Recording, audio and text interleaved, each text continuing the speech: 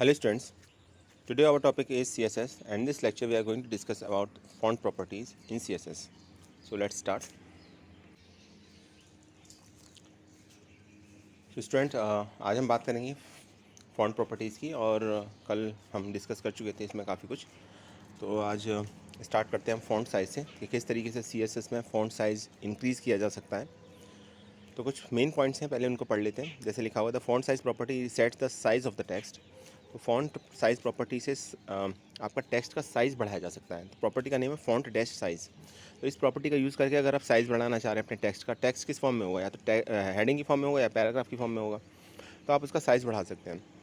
So being able to manage the text size is important in web design. However, you should not you should not use font size adjustment to make paragraphs look like heading or heading look like paragraph. अब जब आप font size बढ़ाएं तो ये ध्यान रखें कि ऐसा ना हो कि हेडिंग पैराग्राफ बन जाए, पैराग्राफ हेडिंग बन जाए। ठीक है, उस तरीके से आपको साइज़ नहीं बढ़ाना है। तो इतना भी ध्यान रखना है कि साइज़ किस तरीके से बढ़ेगा, क्योंकि हेडिंग का अपना एक अलग सिग्निफिकेंस है। हेडिंग पैराग्राफ की तरह नहीं लगनी चाहिए कि आपने साइज़ छोटा कर दिया, और पैराग्राफ हेडिंग की तरह नहीं लगना चाहिए। तो फॉन्ट डैश साइज़ जो प्रॉपर्टी है, जब इसका आप यूज़ करेंगे तो ये आप थोड़ा सा ध्यान रखें कि किस तरीके से आप उसका साइज़ बढ़ा रहे हैं या कम कर रहे हैं। अब अगर हम बात करते हैं कि ये एप्लीकेबल कहाँ कहाँ होगा, तो H1 से H6 ये डिफरेंट टैग्स हैं हेडिंग के। H1 का साइज़ सबसे ज़्यादा होता है, H6 का सबसे कम होता है। ये HTML में था, लेकिन यहाँ पर हम क्या कर सकते हैं, CSS में हेडिंग का भी साइज़ चेंज कर सकते हैं। ठीक है, सिर्फ HTML का यूज़ करके अगर आप H1 यूज़ करोगे तो आप साइज़ नहीं बढ़ा सकते उसमें, लेकिन यहाँ पर हम साइज़ चेंज कर सकते हैं इसका CSS का यूज़ करके, क्योंकि उनका एक फ़िक्स साइज़ होता है। तो यहाँ हेडिंग जिनका साइज़ पहले से फिक्स है उसको भी हम दोबारा से चेंज करना चाहें तो चेंज कर सकते हैं, और पैराग्राफ का तो चेंज कर ही सकते हैं। Font size value can be absolute और रिलेटिव साइज़ और एब्सोल्यूट साइज़। देखिए, अब इसमें जो फ़ॉन्ट साइज़ जब आप बढ़ाएंगे या कम करेंगे तो उसमें ये ध्यान रखिएगा कि आप जब साइज़ कम करेंगे या बढ़ाएंगे वो एब्सोल्यूट भी हो सकता है, रिलेटिवली। आपने रिलेटिव का मतलब ये है कि आपने पहले जो फ़ॉन्ट था उसके कंपैरेटिवली आप कितना ज़्यादा बढ़ाना चाह रहे हैं, कम करना चाह रहे हैं। और एब्सोल्यूट का मतलब ये हो गया कि अभी आपने एक वैल्यू दे दी फिक्स, ठीक है, 20 पिक्सल, तो फिर उतना ही साइज़ आएगा उसका, इसलिए कैसा है, डजेंट मैटर। तो हम साइज़ दोनों तरीके से बढ़ा सकते हैं। पहले कितना साइज़ दे रखा था उससे अगर हम कंपैरिजन करें तो, और दूसरा कि एक बिल्कुल ही न्यू वैल्यू दे दें, एब्सोल्यूट वैल्यू दे दें उसके, तो फिर वो साइज़ हो जाएगा आपका। तो प्रॉपर्टी का नेम है फॉन्ट डैश साइज़। देखते हैं किस तरीके से अप्लाई किया जा सकता है एक प्रोग्राम के थ्रू। देखिए, क्लियरली लिखा हुआ है इसके बारे में, set the text to specified size. जो भी टेक्स्ट है उसका जो भी स्पेसिफाइड साइज है उसमें इसे सेट कर देगा ये आपका। Does not allow a user to change the text size in all. तो ये फिर क्या काम करेगा, ये यूज़र को फिर एक बार आपने सेट कर दिया तो यूज़र इसका ये फिक्स साइज़ हो जाएगा। ठीक, और सेकंड पॉइंट है absolute size is useful when the physical size of the output is known. तो एब्सोल्यूट साइज़ तो हम तब यूज़ करते हैं जब हमको साइज़ पहले से पता है। अगर साइज़ नहीं पता है तो हम रिलेटिव साइज़ यूज़ करेंगे, क्योंकि पहले से पता है हमें, तो हम एब्सोल्यूट यूज़ करेंगे, और नहीं पता है तो हम रिलेटिव यूज़ करेंगे। तो ये दोनों में डिफरेंस है।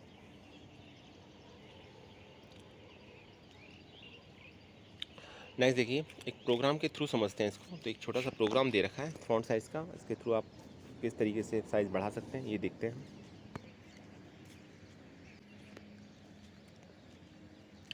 हेड के अंदर स्टाइल है, देखिए, ठीक है। फिर H1 हो जाएगा इसका एलिमेंट सेलेक्टर, H1 आपका सेलेक्टर हो जाएगा। और प्रॉपर्टी यूज़ किया आपने फॉन्ट साइज़, वैल्यू दी है 40 पिक्सल। फिर आपने S2 यूज़ किया है, फॉन्ट साइज़ दिया 30 पिक्सल। पैराग्राफ के लिए फॉन्ट साइज़ दिया आपने 40 पिक्सल। तो फॉन्ट डैश साइज़ प्रॉपर्टी लिख के आपने इसका डिफरेंट साइज़ दिए हैं। हेडिंग H1 को 40 पिक्सल का साइज़ दिया है, S2 को 30 पिक्सल का, और पैराग्राफ को 14 पिक्सल का। यहाँ जो CSS यूज़ हुई है वो आपकी इंटरनल CSS है। क्लियर, इंटरनल CSS का हमने यूज़ किया है यहाँ पर। जैसा आप जानते हैं, इंटरनल CSS जब भी हम ये यूज़ करते हैं तो इंटरनल CSS में हम स्टाइल टैग का यूज़ करते हैं। हेड के बाद हेड सेक्शन के अंदर स्टाइल लिखते हैं हम, और स्टाइल के अंदर कोडिंग करते हैं हम CSS की, एंटाई CSS की।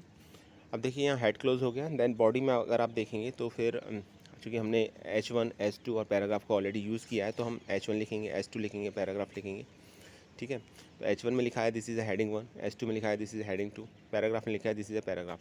क्योंकि हमने फॉन्ट साइज़ प्रॉपर्टी अप्लाई की है तो हेडिंग का H1 का साइज़ चेंज हो जाएगा, H2 का साइज़ चेंज हो जाएगा और पैराग्राफ का भी साइज़ चेंज हो जाएगा, क्योंकि हमने सभी पर फ़ॉन्ट साइज़ प्रॉपर्टी अप्लाई की है CSS की। तो फ़ॉन्ट साइज़ प्रॉपर्टी फ़ॉन्ट का साइज़ बढ़ाने के लिए, घटाने के लिए, कम करने के लिए, ज़्यादा करने के लिए दी जाती है, पहली बात। दूसरी बात, एब्सोल्यूट और रिलेटिव दोनों तरीके से दी जा सकती है। यहाँ जो यूज़ किया गया एब्सोल्यूट यूज़ किया गया डायरेक्ट। अगर आपको पता है कि पहले से फ़ॉन्ट साइज़ कितना है तो आप एब्सोल्यूट यूज़ कीजिए, अदरवाइज़ रिलेटिव। रिलेटिव का मतलब पहले कितना था और आप पहले जो इतना था उसके कंपैरिजन में अब कितना बढ़ाना चाह रहे हैं, ठीक है।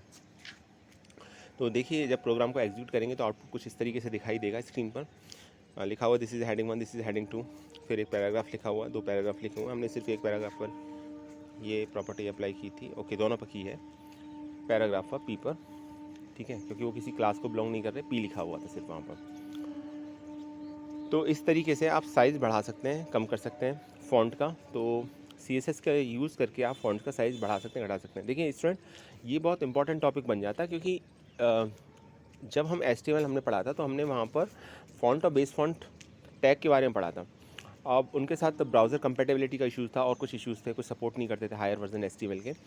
तो वहाँ फिर हम प्रेफर नहीं करते कि हम फ़ॉन्ट का साइज़ बढ़ाएं, ठीक है, या और प्रॉपर्टीज़ चेंज करें। तो मेरा सजेशन ये है, और आपको करना भी ये चाहिए कि अगर आप फ़ॉन्ट का साइज़ बढ़ा रहे हैं, कलर चेंज कर रहे हैं या उसका स्टाइल चेंज कर रहे हैं, ठीक है, फ़ॉन्ट टाइप चेंज कर रहे हैं उसका, तो फिर आप CSS के थ्रू इम्प्लीमेंट करें, ज़्यादा बेहतर है। कभी कभी कुछ में क्या होता है, दोनों में ऑप्शन प्रोवाइड होते हैं, HTML में भी, CSS में भी। CSS में हालांकि एडवांस जो फीचर्स होंगे वो अवेलेबल होंगे इसमें, और काफ़ी हद तक आप सेटिंग चेंज कर सकते हैं। एक्चुअली CSS को तो बनाए वेब पेज को डेकोरेट करने के लिए, तो कभी ये मत कि सोचिएगा कि अच्छा ये तो हम HTML में भी कर सकते हैं तो CSS की क्या ज़रूरत है। CSS आपके सिलेबस में, पहली बात तो ये, और CSS के अंदर ऑप्शन ज़्यादा हैं, ज़्यादा बेहतर तरीके से आप कर सकते हैं, ज़्यादा आसान तरीके से कर सकते हैं आप। तो जैसे अभी इसके बारे में बताया मैंने, फ़ॉन्ट के और फ़ॉन्ट बेस फ़ॉन्ट के बारे में। तो अब चूँकि वो फ़ॉन्ट बेस फ़ॉन्ट, खासतौर से बेस फ़ॉन्ट तो सपोर्ट ही नहीं करता आपका, कुछ ब्राउज़र में, इंटरनेट एक्सप्लोरर में सपोर्ट करता है, और बाकी में जैसे मोज़िला है, गूगल क्रोम है, उनमें सपोर्ट नहीं करता। तो फिर वहाँ अगर आप ये अप्लाई करेंगे फ़ॉन्ट बेस फ़ॉन्ट को, तो फिर वहाँ उसका कोई मतलब नहीं रहेगा। तो इसलिए बेहतर है कि आप CSS का यूज़ करें, और CSS का यूज़ करके ये फ़ॉन्ट की प्रॉपर्टीज़ को अप्लाई करें। तो मेरी रिकमेंडेशन ये है आपको सभी को कि आप जो भी प्रॉपर्टीज़ अप्लाई करते हैं, ठीक है, वो CSS के थ्रू अप्लाई करें, ज़्यादा बेहतर रहेगा। CSS आपको सिलेबस में भी है, CSS आपको इसके अकॉर्डिंग आपका प्रोजेक्ट जो आपको बनाना है तो उसमें CSS का यूज़ करके आप बना रहे हैं, तो CSS का रिवीजन भी हो जाएगा, कॉन्सेप्ट भी क्लियर हो जाएंगे आपके, ठीक है। और जो वेबसाइट बनेगी, वेब पेज बनेगा जो भी आप बना रहे हैं, वो पहले से आपको देखेंगे कि बेहतर लगेगा, आपको अच्छा लगेगा आपको। तो यहाँ पर हमने प्रॉपर्टी यूज़ की है फ़ॉन्ट साइज़, प्रॉपर्टी का नेम है फ़ॉन्ट डैश साइज़। जैसे मैंने बताया कि कभी भी अगर ऐसा होता है कि जो प्रॉपर्टी का नेम है 2 वर्ड्स का होता है, तो वो डैश से सेपरेटेड होता है यहाँ पर, ठीक है, CSS में। तो यहाँ पर प्रॉपर्टी का नेम होगा फ़ॉन्ट डैश साइज़, आउटपुट कुछ इस तरीके दिखाई देगा। तो हम हेडिंग का, पैराग्राफ का साइज़ चेंज कर सकते हैं CSS में फ़ॉन्ट प्रॉपर्टी का यूज़ करके। आउटपुट आपके सामने है।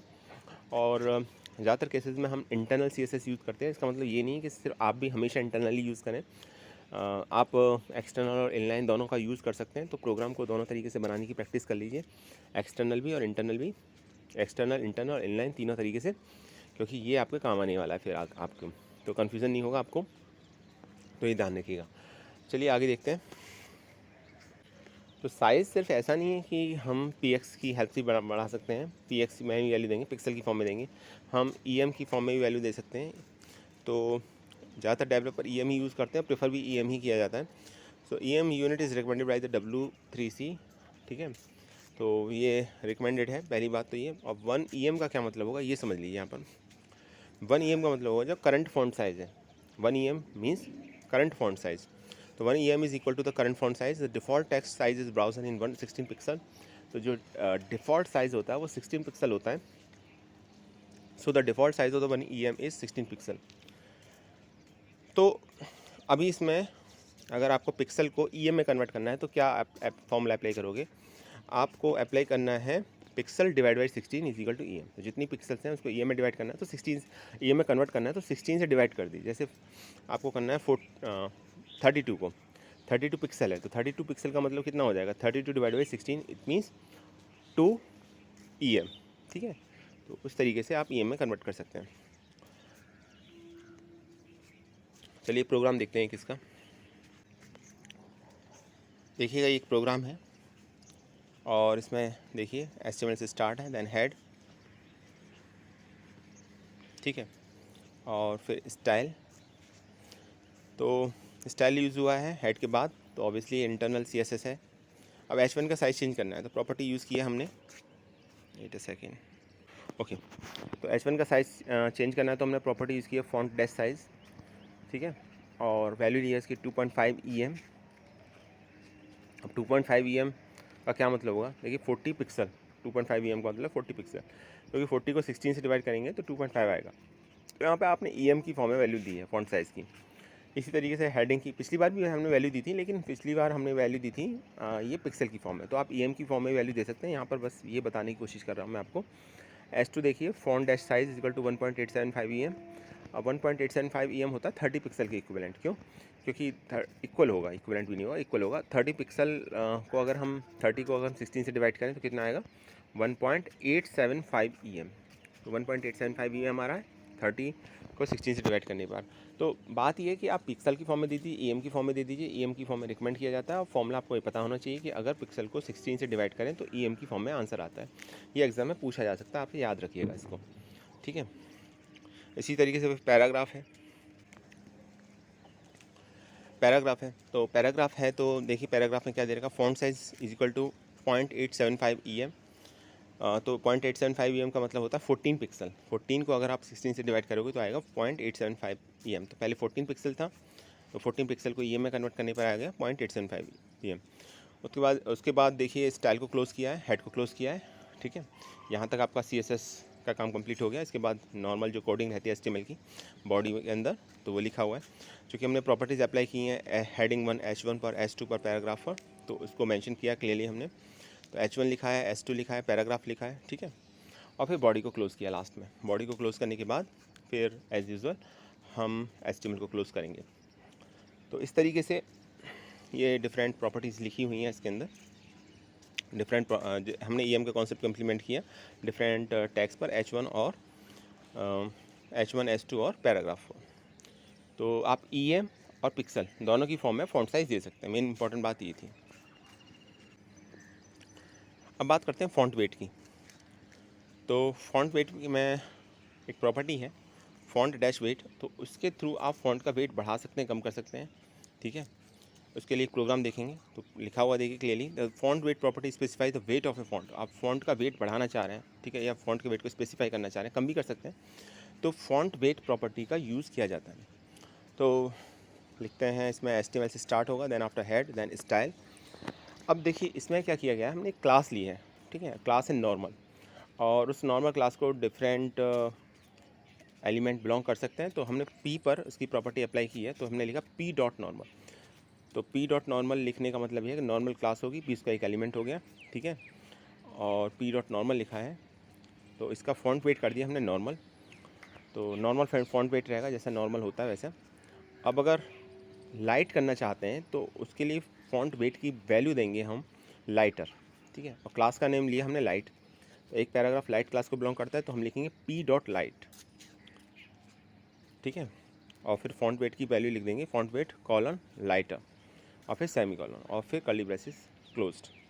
तो ये लाइट हो गया आपका। आगे देखते हैं। फिर एक और क्लास ली हमने थिक क्लास, और उसका हमने लिखा P डॉट थिक। तो P पैराग्राफ थिक क्लास को बिलोंग करता है, और उसका फॉन्ट वेट लिया हमने बोल्ड। इसी तरीके से एक और क्लास ली हमने थिकर, ठीक है। तो हमने फॉन्ट वेट का साइज़ दिया हमने 900। तो डिफरेंट साइज़ दिया है हमने, और फिर स्टाइल को क्लोज़ किया, हेड को क्लोज़ किया, ठीक है, और फिर हमने नॉर्मल कोडिंग लिखी इसकी बॉडी के अंदर। नॉर्मल HTML का जो प्रोग्राम होता है वो लिखा है इसके अंदर। तो आप देख सकते हैं कि डिफरेंट पैराग्राफ डिफरेंट क्लास को बिलोंग कर रहे हैं। 4 डिफरेंट क्लासेज हैं, नॉर्मल, लाइट, थिक और थिकर। तो एक एलिमेंट को पर्टिकुलर किसी क्लास से कनेक्ट करने के लिए हम क्या लिखते हैं, स्टार्ट टैग में P लिखते हैं, फिर लिखते हैं क्लास एट्रीब्यूट नेम, हो जाएगा क्लास, इक्वल टू क्लास का नेम जो भी हम देना चाहते हैं, तो हमने क्लास का नेम दे दिया नॉर्मल। तो ये जो दिस इज़ अ पैराग्राफ लिखा हुआ है, जो पैराग्राफ का कंटेंट है, वो कंटेंट आपका नॉर्मल क्लास को बिलोंग कर रहा है। तो जो वो आपने प्रॉपर्टीज़ अप्लाई की हैं नॉर्मल क्लास पर पी डॉट नॉर्मल लिख के, तो वो प्रॉपर्टीज़ अप्लाई हो जाएंगी। इसी तरीके से लाइट क्लास पर अप्लाई हो जाएगी, इसी तरीके से थिक क्लास पर प्रॉपर्टी अप्लाई हो जाएगी, इसी तरह से थिकर क्लास पर प्रॉपर्टी अप्लाई हो जाएंगी। तो उसके बाद बॉडी को क्लोज़ करेंगे, बॉडी को क्लोज़ करने के बाद HTML को क्लोज़ करेंगे, और फाइनली हम जब इसका आउटपुट निकाल के देखेंगे, आउटपुट आपको कैसे दिखाई देगा वो दिखाता हूँ मैं आपको। ये देखिए, ये आउटपुट है। डिफरेंट पैराग्राफ, देखिए डिफरेंट पैराग्राफ आपको दिस इज़ अ पैराग्राफ ही लिखा हुआ है हर बार, लेकिन अलग अलग पैराग्राफ हैं। क्लियर? तो अलग अलग तरीके से दिखाई दे रहे हैं। तो ये इसका आउटपुट है। आप चाहें तो प्रोग्राम को एग्जीक्यूट कर सकते हैं यहाँ पर। तो CSS फाइल मैं ऑलरेडी सेंड कर चुका हूँ ग्रुप में स्टूडेंट्स। तो ये जो टेक्स्ट मैं आपको पढ़ा रहा हूँ वर्ड की फाइल से, ये ऑलरेडी मैं आपको सेंड कर चुका हूँ। तो ध्यान रखिएगा कि अगर आपको थोड़ा एग्जीक्यूट करना है प्रोग्राम को, तो आप वहाँ से देख सकते हैं, इसको प्रोग्राम को लेके एग्जीक्यूट भी करा सकते हैं और खुद से भी टाइप कर सकते हैं। तो नोट्स आपके पास ऑलरेडी हैं। चलिए आगे देखते हैं। अब टेक्स्ट साइज़ के बारे में एक बात और, टेक्स्ट साइज़ को VW का मतलब होता है वी पोर्ट विथ में भी सेट किया जा सकता है। ठीक है, सो ये एक और मेथड है, एक और तरीका है जिसके थ्रू हम चेंज कर सकते हैं। So that way the text size will follow the size of the browser window. इसमें जो ब्राउज़र विंडो का साइज़ होता है वो फॉलो करता है आपका। तो मैं एक प्रोग्राम दिखा देता हूँ। इसमें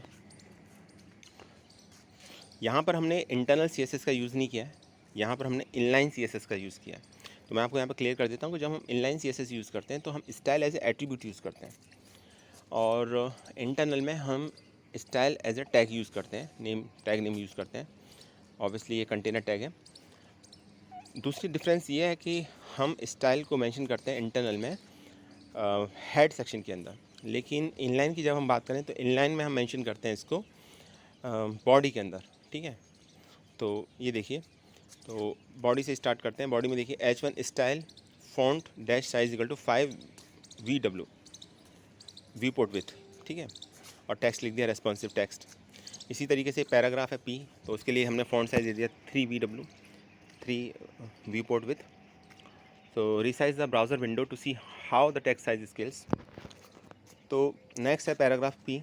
पैराग्राफ P के लिए देखिए फॉन्ट साइज दे दिया हमने 2 VW viewport width, and VW units when sizing the text 10 VW will see the size of 10% of the viewport width। तो इसमें पैराग्राफ लिख दिया हमने। तो अलग अलग पैराग्राफ में हमने अलग अलग फ़ॉन्ट साइज़ लिया है। ठीक है, तो फ़ॉन्ट साइज़ के लिए आपने PX देखा, फ़ॉन्ट साइज़ के लिए आपने EM देखा, और ये फ़ॉन्ट साइज़ के लिए हो जाएगा आपका VW viewport width हो जाएगा आपका। आगे देखते हैं।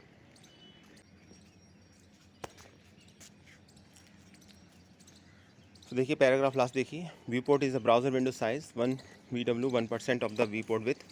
If the viewport is 50 cm wide, the 1 VW is 0.5 cm। तो अगर viewport इसका 50 cm है, वाइड है आपका, तो 1 V पॉइंट आपका 0.5 cm के बराबर होगा। तो ये ध्यान रखिएगा क्योंकि वो 1% को रिप्रेजेंट करता है। तो आउटपुट देखते हैं इसका कैसे आउटपुट आ रहा है आपका।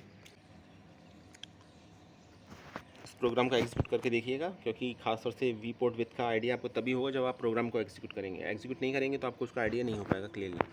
ये देखिए कुछ आउटपुट ऐसा आएगा।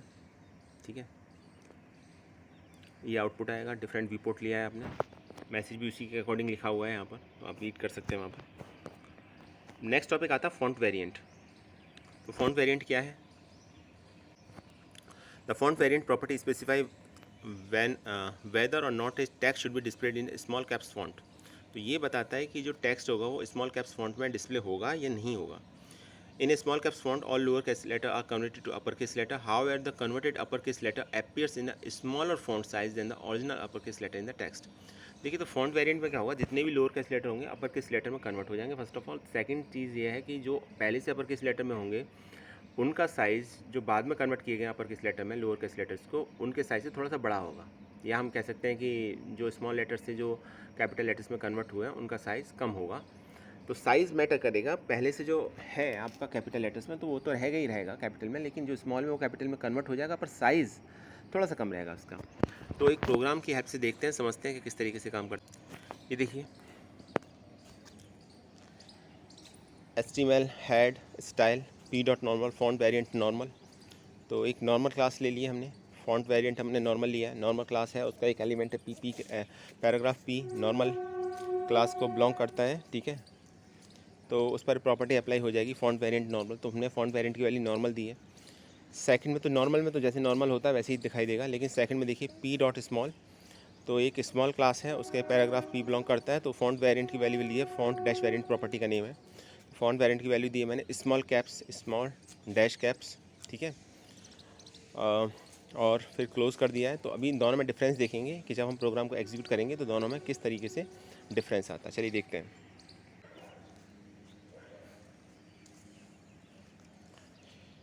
बॉडी के अंदर देखिए पैराग्राफ है P class normal, my name is जो भी दे रखा है इज रेफरेंस। तो ये क्लास पी को बिलोंग, ये जो पैराग्राफ है क्लास नॉर्मल को बिलोंग करता है। नेक्स्ट पैराग्राफ क्लास स्मॉल को बिलोंग करता है आपका। तो यहाँ पर 2 डिफरेंट पैराग्राफ हमने लिए हैं जो 2 डिफरेंट क्लासेस को बिलोंग करते हैं। एक क्लास नॉर्मल को, एक स्मॉल को बिलोंग करता है। उसके बाद बॉडी को क्लोज़ किया गया है, HTML को क्लोज़ किया गया है। तो देखिए दोनों में डिफरेंस देखिए। तो जो नॉर्मल क्लास को बिलोंग करता है उसमें क्या हुआ है कि आपका जो टेक्स्ट है वो देखिए वो नॉर्मल वे में ही रिप्रेजेंट हो रहा है, ठीक है। इसमें जबकि सेकंड में जो क्लास स्मॉल को लिखा गया तो इसमें क्या है आपका कि जो भी स्मॉल लेटर्स थे वो कैपिटल लेटर्स में कन्वर्ट हो जाएंगे, लेकिन कन्वर्ट होने के बाद उनका जो साइज़ होगा वो जो पहले से अपर केस लेटर में थे उनके साइज़ कम, उसके साइज़ के कंपैरिजन में थोड़ा सा कम रहेगा वो। तो देखिए माई में एम कैपिटल था पहले से, वाई को कैपिटल में कन्वर्ट किया गया तो वाई का साइज़ एम के कंपेरेटिवली थोड़ा सा कम है, ठीक है। इस तरीके से ये डिफरेंट आपके वर्क करते हैं ये आप, ठीक है। तो इस तरीके से हमने ये प्रोग्राम देखा जिसमें हमने लोअर केस लेटर को अपर केस लेटर में हम कन्वर्ट कर सकते हैं। नॉर्मल रखना चाहें तो हम नॉर्मल भी रख सकते हैं। अब जरा CSS प्रॉपर्टी जो भी हमने फॉन्ट से रिलेटेड पढ़ी है एक बार थोड़ा सा रिवाइज कर लें उनको, कौन कौन सी प्रॉपर्टी थी। फर्स्ट थी font, so set all the font properties in one declaration. तो इसमें क्या करेंगे कि हम जो भी फॉन्ट है तो इससे हम फॉन्ट की प्रॉपर्टी एक डिक्लेरेशन में कंप्लीट कर सकते हैं। सेकंड था फॉन्ट डैश फैमिली, ये टेक्स्ट की फॉन्ट फैमिली को बताता है। थर्ड था फॉन्ट डैश साइज़, फॉन्ट का साइज़ बताएगा। चौथा था फॉन्ट स्टाइल, ये फॉन्ट का स्टाइल, टेक्स्ट का स्टाइल चेंज करने के लिए। फॉन्ट वेरिएंट, स्पेसिफाई वेदर और not a text should be displayed in A small caps और स्मॉल कैप्स फॉन्ट। तो ये फॉन्ट टेक्स्ट वेरिएंट आपका अभी थोड़ी देर पहले हमने बताया कि स्मॉल कैप्स फॉन्ट में कन्वर्ट करने के लिए, डिस्प्ले कराने के लिए यूज़ किया जाता है। नेक्स्ट है फॉन्ट डैश वेट, तो ये फॉन्ट का वेट बढ़ाने के लिए, वेट इंक्रीज और डिक्रीज़ कर सकते हैं इसके थ्रू। तो ये डिफरेंट फॉन्ट प्रॉपर्टीज़ थी। ये बहुत इंपॉर्टेंट है स्टूडेंट, क्योंकि जैसे मैं पहले बता चुका हूँ कि फ़ॉन्ट और बेस फ़ॉन्ट जो हम टैग यूज़ करते हैं HTML के अंदर वो उन पर रिस्ट्रिक्शंस हैं कुछ, तो कम्प्लीटली हम उसे अप्लाई नहीं कर सकते, ठीक है। हर जगह अप्लाई नहीं कर सकते उसको, तो बेहतर है कि आप CSS के थ्रू फ़ॉन्ट की डिफरेंट प्रॉपर्टीज़ को अप्लाई करें। तो उसके लिए ये फ़ॉन्ट की जितनी भी प्रॉपर्टीज़ यहाँ मेंशन है वो बहुत इंपॉर्टेंट हो जाती हैं, ठीक है। तो आप कोशिश कीजिएगा इसको एक एक सभी को अप्लाई करने की। और जैसे मैं बता चुका हूँ कि ये आप अगर थोड़ा प्रैक्टिस करना चाहते हैं तो एक वेबसाइट में रिकमेंड कर रहा हूँ w3school.com, वहाँ जाके आप ये देख सकते हैं, पढ़ सकते हैं। वहाँ आपको ये कंटेंट आसानी से मिल भी जाएगा और आपने एग्जीक्यूट भी करके देख सकते हैं। चलिए आगे चलते हैं। अब आती है CSS height and width. So the height and width properties are use to set the height and width of a element. तो अगर हम एलिमेंट की हाइट और विथ सेट करना चाहते हैं तो हम इसके लिए हाइट और विथ को यूज़ कर सकते हैं। The height and with properties do not include padding, borders और मार्जिन। तो ये हाइट और विथ को यूज़ करते हैं तो ये पैडिंग, बॉर्डर और मार्जिन को इंक्लूड नहीं करते इसके अंदर। It set the height and width of the area inside the padding, border and margin of the element. तो ये सेट्स करता है हाइट और विथ को, ठीक है, एरिया की, पैडिंग, बॉर्डर और मार्जिन के अंदर। तो CSS हाइट विथ प्रॉपर्टी के बारे में कुछ इंपॉर्टेंट पॉइंट्स देखिए। ऑटो, अगर हम इसकी वैल्यू ऑटो लेंगे तो ये डिफ़ॉल्ट होती है। इसका मतलब है the browser calculate the height and with, तो ब्राउज़र फिर उसमें हाइट और विथ कैलकुलेट करेगा। Length, defines the height with in pixel, centimetre, sector. Length लेंगे तो ये हाइट और विथ को पिक्सल या सेंटीमीटर में मेजर करेगा। थर्ड है percentage, defines the height with in percent of the containing block. तो जो ब्लॉक है उसके कंपेरेटिवली उसमें अगर हम देखेंगे तो उसमें कितना परसेंट उसकी हाइट और विथ है वो ये बताएगा। सो define the height and with in percent of the containing block. ठीक है, परसेंटेज की फॉर्म में बताता है ये आपका हाइट और विथ को। नेक्स्ट है initial. So initial set the height and with to it's default value. तो इनिशियल आपका हाइट और विथ की जो इसकी इनिशियल डिफ़ॉल्ट वैल्यू होगी वो सेट कर देगा आपका। नेक्स्ट है inherit. The height and with will be inherited from its parent value. तो हाइट एंड विथ की जो भी वैल्यू होगी, जो उसकी पेरेंट वैल्यू होगी, उसको इनहेरिट करेगा। ठीक है, पेरेंट वैल्यू को इनहेरिट करता है। यहाँ पर एक बात और बता देते हैं हम आपको कि जो DIV टैग है ये एक एम्प्टी कंटेनर है, पहली बात तो। ठीक है, विच डिफाइंस ए डिवीज़न और ए सेक्शन, जो डिवीज़न और सेक्शन को डिफाइन करता है। तो DIV टैग डिवीज़न और सेक्शन को बताता है आपका। तो प्रोग्राम में जब कहीं DIV यूज़ हो रहा हो तो समझ जाइएगा कि हम यहाँ पर एक अलग से सेक्शन दिखाना चाह रहे हैं या वेब पेज को हम डिवाइड कर रहे हैं यहाँ पर। एक प्रॉपर्टी और है मैक्स विथ। तो मैक्स विथ प्रॉपर्टी क्या है? The max width property is use to set the maximum width of an element. तो किसी एलिमेंट की मैक्सिमम विथ को आप सेट करना चाह रहे हैं तो मैक्स विथ प्रॉपर्टी यूज़ कर सकते हैं। Max with can be specified in length value like PX, CM etcetera. तो इसकी वैल्यू को हम कैसे देंगे? PX में दे सकते हैं, पिक्सल्स में, सेंटीमीटर्स में दे सकते हैं, इवन परसेंटेज में भी दे सकते हैं। ठीक है, नेक्स्ट पॉइंट है the problem with this DIV above occurs when the browser window is smaller than the width of the element. The browser then adds a horizontal scroll bar to the page. अभी इसमें क्या होता है कि अगर आप max with ले रहे हैं और मैक्स विथ की आपने वैल्यू ज़्यादा दे दी है ब्राउज़र विंडो की वैल्यू से, तो फिर क्या होता है कि ब्राउज़र विंडो उसमें स्क्रॉल बार की फैसिलिटी अवेलेबल कराता है आपको। आप स्क्रॉल कर सकते हैं, पेज को आगे पीछे कर सकते हैं। अदरवाइज़ आपको कमी लेना होता तो ज़्यादा बेहतर है, कमी लेंगे तो ज़्यादा बेहतर रहेगा विंडो के साइज़ से। तो using max with instead in this situation will improve the browser handling the smaller window. तो वही लिखा हुआ है जो मैंने अभी बताया थोड़ी देर पहले कि अगर स्मॉल विंडो के कंपैरेटिवली अगर आप कम लेंगे तो ज़्यादा सही रहेगा, ज़्यादा लेंगे तो फिर स्क्रॉल बार से आपको पेज को आगे पीछे कर सकते हैं आप। टिप दे रखी है एक, drag the browser window to smaller than 500 pixel width to see the difference between the two division. तो अगर आप प्रोग्राम बना रहे हैं तो 500 पिक्सल से थोड़ा स्मॉल लीजिए आप। ठीक है, देखिए फिर क्या दोनों में डिफरेंस आता है। तो मैक्स विथ प्रॉपर्टी यूज़ किया जाता है आपका मैक्सिमम विथ देने के लिए एलिमेंट का। पर ध्यान रखिएगा जब कभी लें इसको तो विंडो के साइज़ से आप ज़्यादा ना लें, ज़्यादा लेंगे तो स्क्रॉल बार के थ्रू ये आप स्क्रॉल करके देख सकते हैं उसे। तो ये आउटपुट देख लीजिए इसका। इसको भी करके देखिएगा, जितना इसको अगर प्रैक्टिकली करके इम्प्लीमेंट करके देखेंगे तभी आपको समझ में आएगा मैक्स विथ प्रॉपर्टी किस तरीके से वर्क करती है अपनी। ठीक है, तभी आपको थोड़ा सा क्लियर आइडिया हो पाएगा इसमें, अदरवाइज़ उतना क्लियर नहीं हो पाएगा। ये देखिए अब सभी अभी CSS जितनी डायमेंशन प्रॉपर्टी जो भी आज हमने पढ़ा है वो देख लेते हैं। देखिए हाइट है एक, तो एलिमेंट की हाइट चेंज करने के लिए मैक्स हाइट है, ये मैक्सिमम हाइट चेंज करने के लिए एलिमेंट की। तो मैक्स विथ पढ़ाया था मैंने, मैक्स हाइट उसी की तरह है, बाकी सब कुछ बस उसमें हाइट चेंज करते हैं, मैक्स विथ में विथ चेंज करते हैं।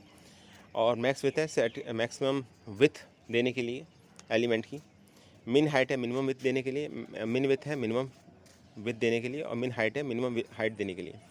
और एक होता है आपका विथ, तो ये विथ सेट करने के लिए एलिमेंट की। तो देखिए प्रॉपर्टी के नेम बड़े सिंपल है, height with, max height max with, मिन हाइट मिन विथ।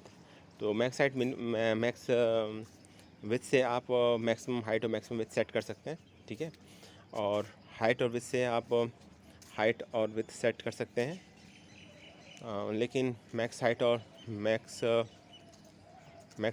विथ में ये फैसिलिटी रहती है स्क्रॉल बार वाली। और